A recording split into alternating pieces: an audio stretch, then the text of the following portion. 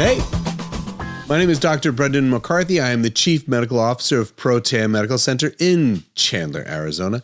Thank you so much for tuning into my podcast. Welcome.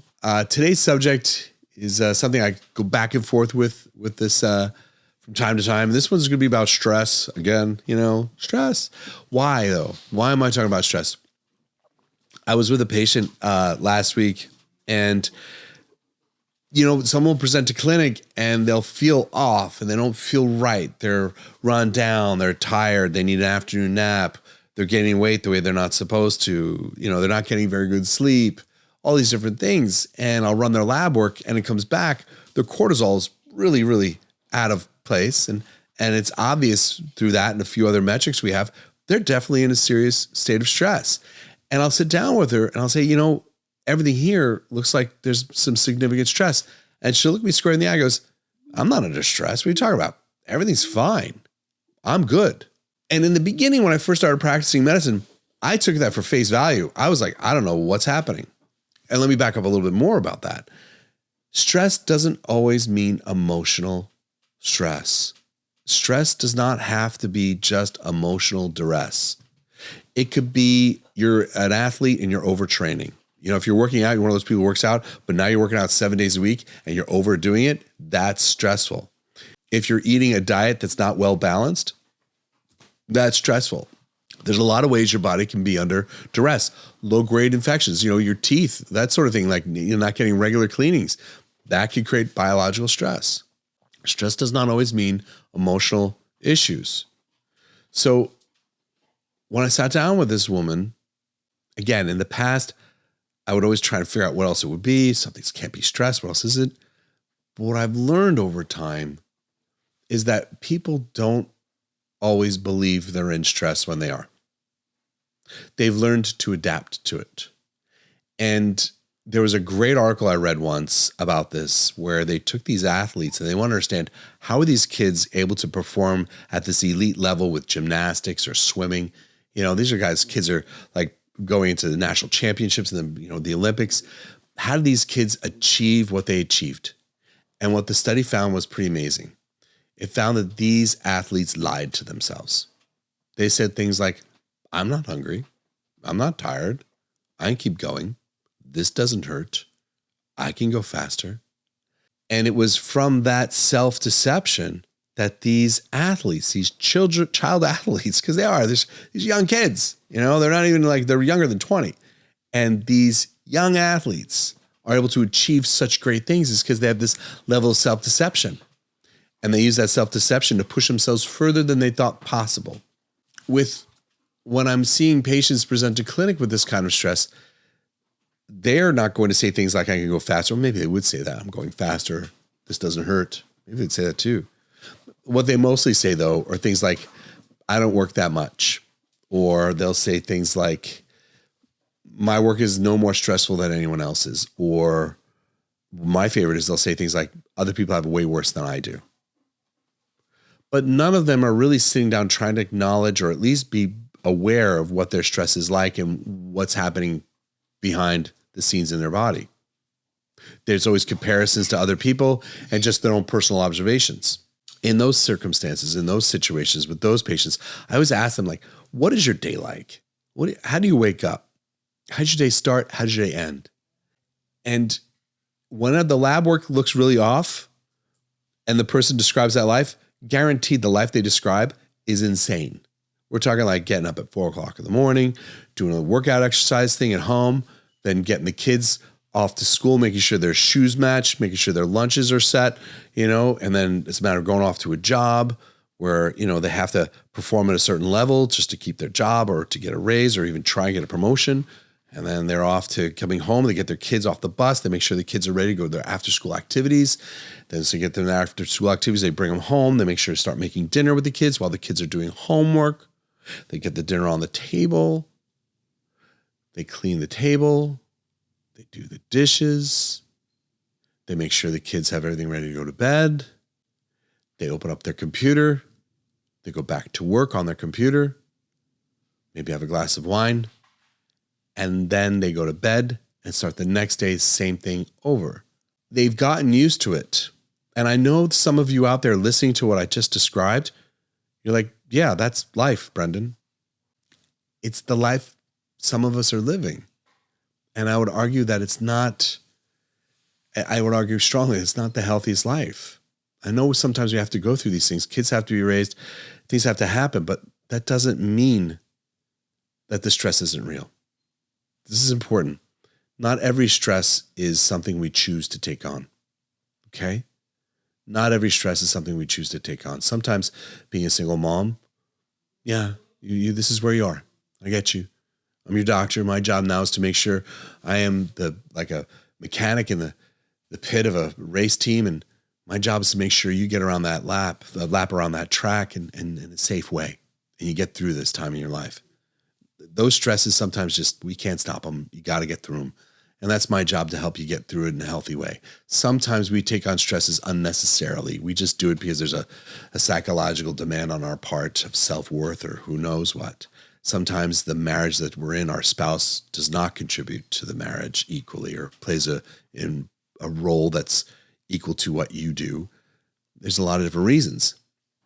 The important thing, though, is not always the reason, whether you acknowledge it or not. The important thing is for us to acknowledge that it's actually happening, it's there. And to acknowledge that we're human beings and we have limitations as human beings. Think about it as having that self-deception, like that athlete. And my patients would say, I'm not under stress. I'm doing the same thing everyone else is doing. That self-deception is not a bad thing when it comes to evolution and being a human being. That self-deception has allowed us to do amazing things. You know, I have a saying my wife came up with. Celeste, if you're watching this, I am giving you credit in this moment.